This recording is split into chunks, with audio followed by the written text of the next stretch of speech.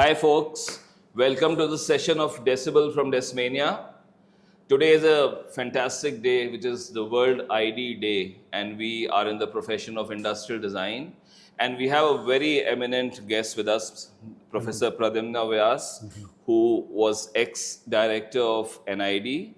For 10 years he was the director of NID, and now he is President-elect of World Design Organization, and which is an extremely prestigious post and very proud moment for India that he is going to represent design of India in the world forums.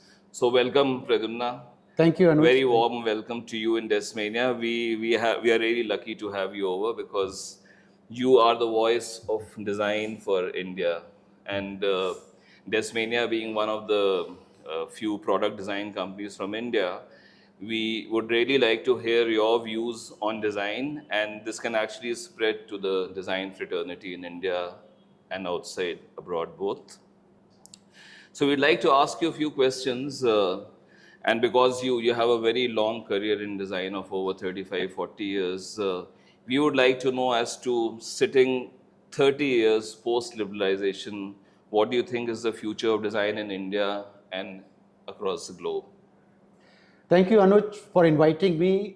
I would like to, first of all, compliment you that one of the finest design studio I have witnessed today moving around in Desmania. And I feel very proud. That NID graduate has really come to the level of the global design level. So compliments to you and your team. Thank you so much. Thanks. And congratulations, and wishing you all a very happy World Industrial Design Day. Now we are on a crossroad at the moment, because when design started, it was the second industrial revolution, and to be precise, 1919, Bauhaus School of Design, which made this framework of a product which is easy to use, good to possess, have emotional aspect of it into it, and make your life comfortable. It was very individual-centric approach, which world has followed, in fact. And all the design schools in the world have influenced by Bauhaus School of Design, though it was for a very short period. And in 2019, we celebrated 100 years of that school. And I must say NID is also on that line of Bauhaus design thinking. But when it started in second industrial revolution, which was very linear economic centric, and the economy of any country is based on consumption, that you use more, so economically you develop more, and which has led to some kind of complex issues of environment. And that's why I think the turning point, as I was mentioning, is there. So in this linear economy, basically it is take, make, use and throw, the way it is going on. And all the companies who are coming out with the technologies which can produce more and more and more. And that's why this World Industrial Design Day, this time they say emotions. Emotion means empathy. It's not, in my view, always I say that the terminology came as consumer first.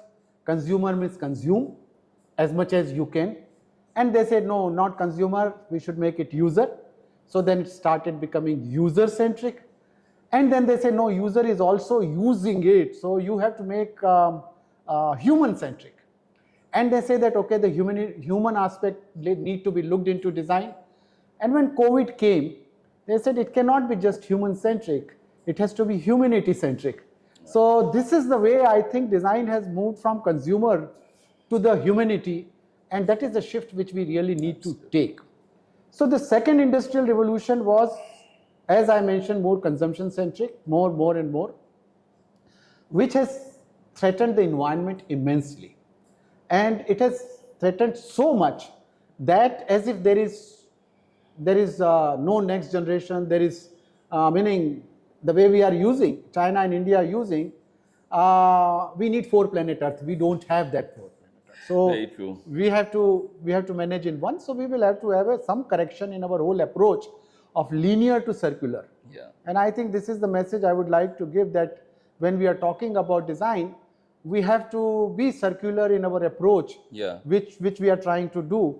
And we are in a complex world. And complex world is require the complex solutions. And I think the designers have to really come with those complex solutions which are not individual based, but which are more community and holistic solutions, and which really look into more of looking the purpose of anything which you design. Absolutely. And I think that is what we are trying to shift from consumer centric to more humanity centric, and see that how we can bring circularity in our whole approach.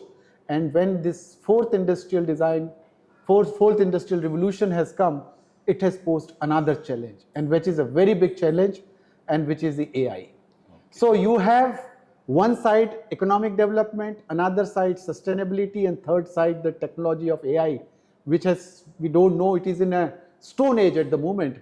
And when it is, the way it is growing, it is really going to surprise us, and designers' role become very, very important in that. So that is a shift which we'll have to really look into. So actually, we just cannot comprehend what the future of AI is going to be. And you actually very well summed up the whole evolution of design, the way it has happened. You can see that design is so young a profession, it's just 100-year-old. And there's a major dynamics which is happening, a major shift which is happening towards the way we are approaching design. And everybody talked about user-centric design, user research, and many things. We ourselves have taken a shift almost like 5 years back. And when we make a presentation to our clients, we always tell them it is user plus eco-centric design.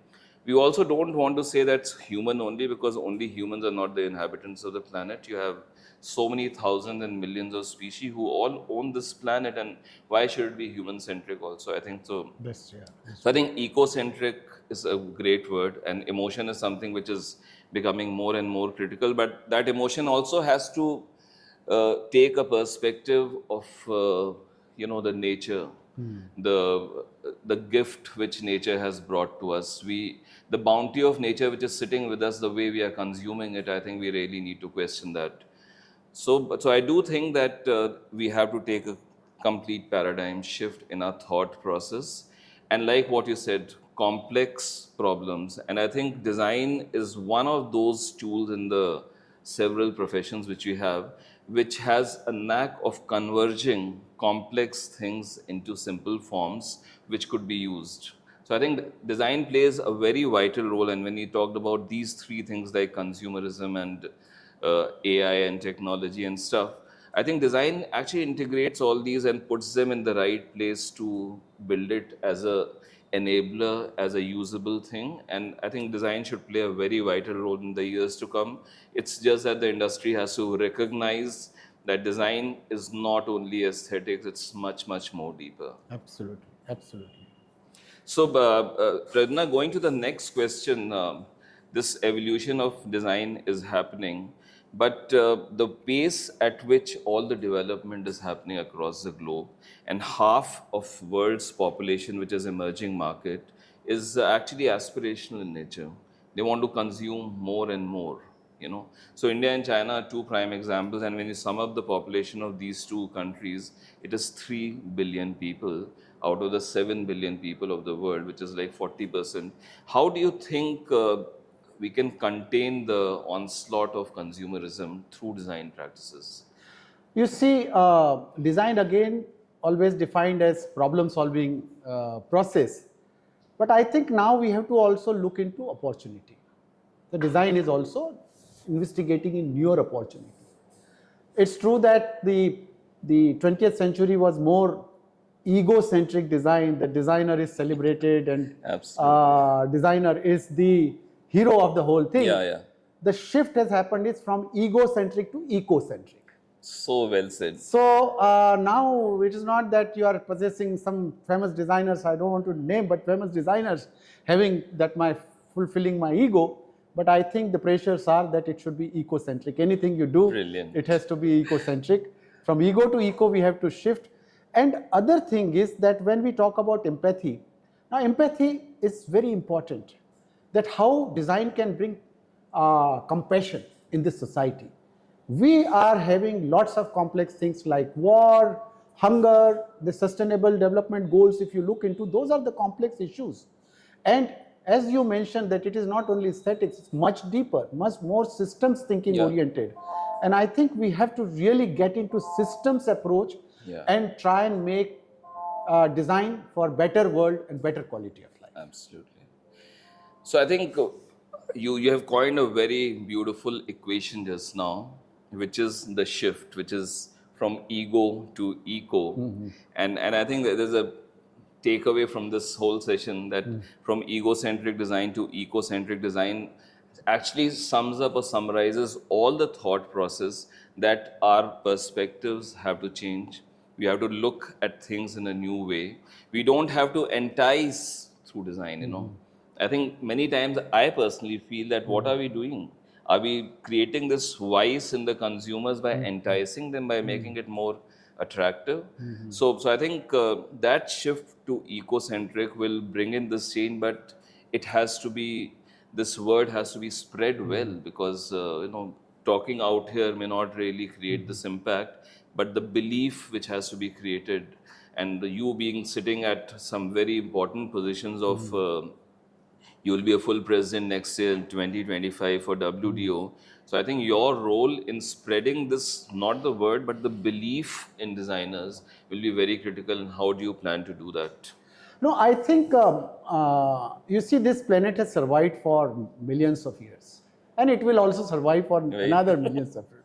The only thing is, unless we change our behavior, planet was there, planet will be there, we will not be there. Yeah. So to protect ourselves, we have to change our behavior, not Right. take care of planet. Planet will take its own care. We will not be there. So better we get this point very clear, that it is not that you are taking care of planet. You please take care of yourself to have your existence in this planet. So true. So I think this is a major shift, and I am saying that with newer technologies, with newer the social and cultural, because culture has survived for so many years. It is only last 200, 300 years we have created this with half-baked knowledge, whatever you say. So I think somewhere we may have to go to our roots, the cultural things which have survived, and that cultural understanding we have to bring it into the lab. Yeah. And scientifically process it in today's context, and create a new knowledge which has survived for thousands of years. That is the future which we have to take. Each country has its own very cultural strong base. India has more than 5,000 years of cultural base. I think rather than having only a different point of view which is coming, you look into yourself, that what are the strengths you and your culture has, and bring it into the lab and create a new knowledge. I think another brilliant point which you have put, Pradyumna, because now you, when you sit in this big position of president of WDO and bringing 5,000 years of cultural ethos, values, and the knowledge, and if you can help in spreading this to the world, because we did survive so many years because of our eco-centric approach and not egocentric, and our whole value system in India is also very, you know, driven not by egos. That's the biggest vice which we say, which we need to actually relieve ourselves of. So I think you are actually going to sit in a very big position to spread this word from India, and it's so relevant for WDO to have you as president-elect and a full president in the next year. We would really love to cooperate with you, work with you. Designers from India can actually work along with you, because you'll be holding this position, a leadership position in the world. And we are really looking forward to your leadership to lead the design with the 5,000 years of values and ethos. Thank you very much for coming here and being in this session, Pradyumna. Thanks a lot. What is the last line which you would like to tell the designers in India and overseas, if you want to say a punchline? No, because we have to really put planet first. And if you ask me that when we talk about people, planet, and profit, I think the fourth P becomes also important, is a purpose. Wow. So people, profit, planet, and purpose. So Four we have Ps. four Ps. So purpose, I think we have to really add. So anything you do, what is the purpose? And I think that certainly will help. So shift the purpose before and planet and purpose become the leading force for that. Yeah. I think so. Profit we have to make. People are there. yes. We cannot survive without profit, Very but true. purpose and planet we have to keep. So they take the leading role now, and that's how we are going to look at design now. Pradyumna will be actually helping the whole design community in creating this belief. Thank you very much for your time, and really a pleasure to host you here. Thank you very much. It is my honor, Anuj, to be part of this wonderful day with you and your team. I feel privileged. Thank you. Great. So we are going to celebrate the World Industrial Design today with Pradyumna. Thank you very much. Thank you so much. Thank you. Great.